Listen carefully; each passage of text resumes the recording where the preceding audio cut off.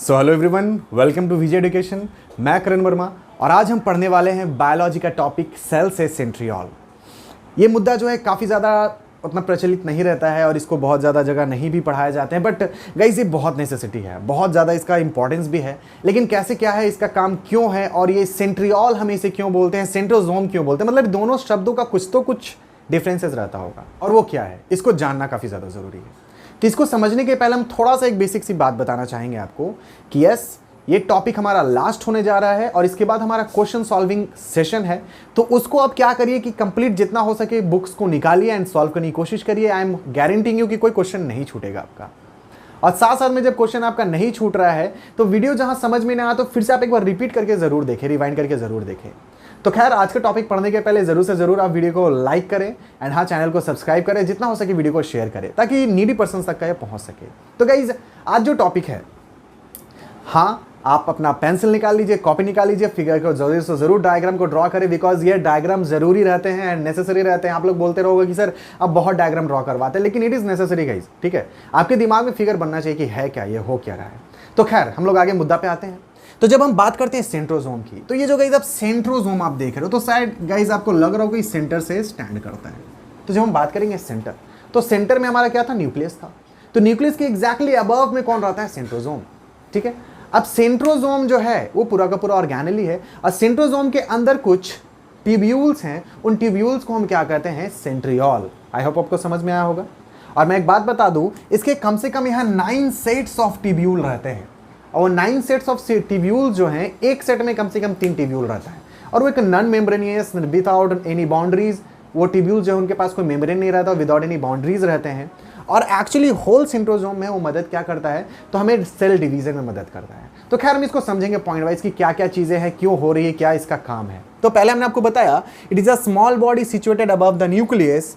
और हाँ, ये तो सिचुएटेड अबव द न्यूक्लियस है ही, लेकिन साथ साथ में जो इसका सबसे अहम मुद्दा वो है कि सिर्फ और सिर्फ यूकैरियोटिक सेल में प्रेजेंट रहेगा, प्रोकैरियोटिक सेल में ये नहीं अवेलेबल रहेगा। लेकिन यूकैरियोटिक सेल में सिर्फ किस में, तो एनिमल सेल में, और प्लांट सेल में अवेलेबल नहीं रहेगा। लेकिन प्लांट सेल के कुछ वास्कुलर प्लांट, जैसे कि आपका ब्रायोफाइटा हो गया, एल्गी हो गया।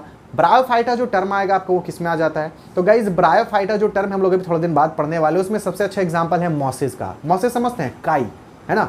जब पानी जहाँ पर गिरते रहता है तो एक हरा कलर का काई हो जाता है, जिसे अगर हम लोग पैर लगाते हैं तो स्लिप खा के गिर जाते हैं, ठीक है। ब्रायोफाइटा की सबसे अच्छी मतलब एग्जाम्पल वो है आपका, ठीक है।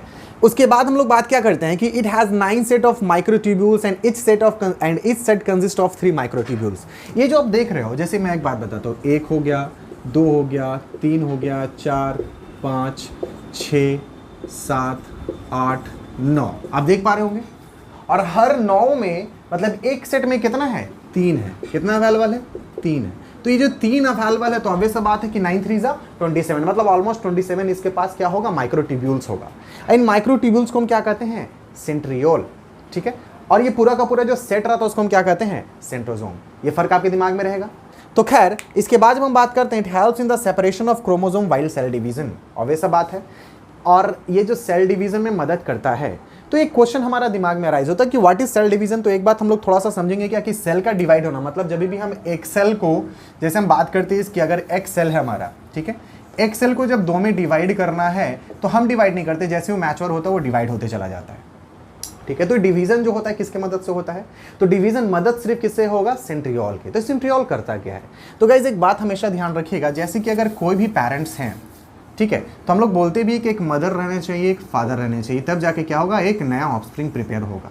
तो कहा क्या जाता है कि इस ऑफस्प्रिंग में, जैसे हमारे ह्यूमंस की जब बात करी जाती है, तो हमारे पास जो सेट ऑफ क्रोमोसोम है दैट इज वाज 23, मतलब हमारे पास टोटल क्रोमोसोम 46 हैं। तो 23 हमारे पास मदर से आते हैं, 23 हमारे पास फादर से आते हैं, तब जाके हमारे पास क्या 46 क्रोमोसोम हो जाता है। लेकिन बात है कि इनके पास भी तो 46 होगा, इनके पास भी तो 46 होगा।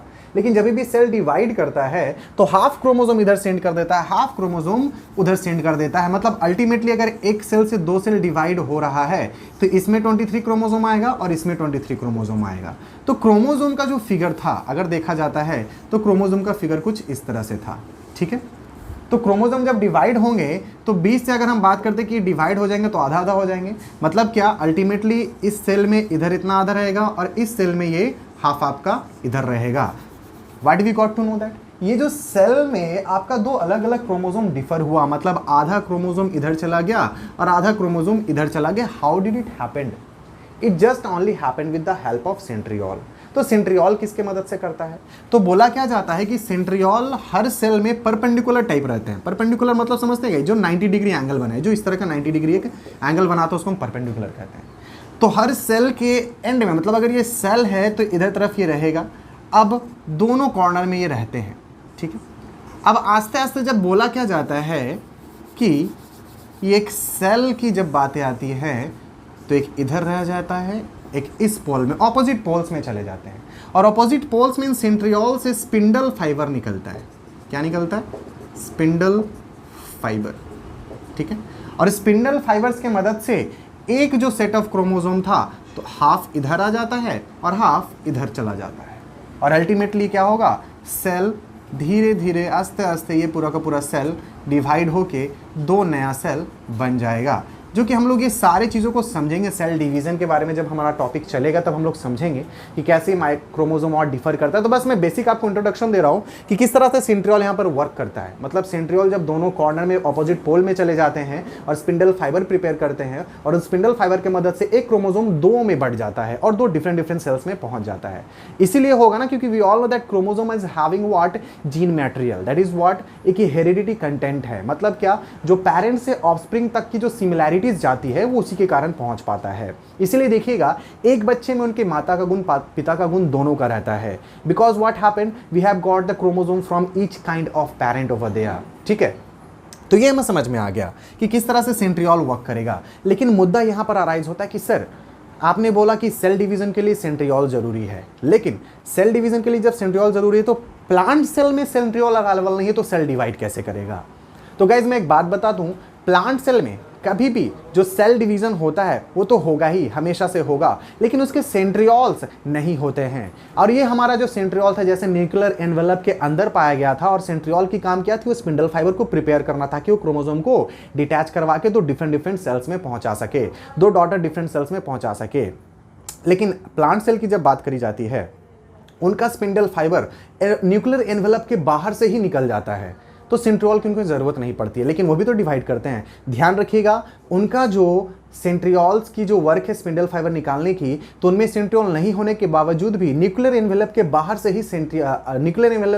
ही आपका स्पिंडल फाइबर निकल जाता है, जो कि क्रोमोसोम को क्या करेगा? डिटैच कर देगा और दो डिफरेंट नए सेल्स में पहुंचा देगा। तो वो वहाँ पर उस तरह से चलता था। और मैं एक बात बता दूँ, सेंट्रियोल जो है आपका हमारे न्यूरॉन में भी नहीं अवेलेबल होता है, इसीलिए हमारा न्यूरॉन कभी डिवाइड नहीं करता है। Neuron is what? Brain sales.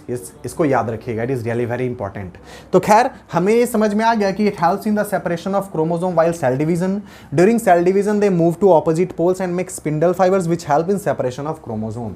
I hope कि आपको थोड़ा बेसिक आइडिया मिल गया होगा। बेसिक क्वेश्चन इसमें से बस यही आते हैं कि एक सेंट्रोसोम का काम क्या है। तो गाइस सेंट्रोसोम का बस काम यही होता है कि उसमें जो सेंट्रियोल्स अवेलेबल है वो स्पिंडल फाइबर प्रिपेयर करने में मदद करते हैं, जो कि क्रोमोसोम को क्या करेगा? डिटैच करेगा, या फिर एक क्रोमोसोम से दो डिफरेंट सेट्स बना देगा, और जिससे क्रोमोसोम अलग अलग हो जाएंगे और अल्टीमेटली दो नए सेल का क्या होगा? आगमन होगा। So this is the basic function of it, that is what? Division of a new cell. I hope you understood this.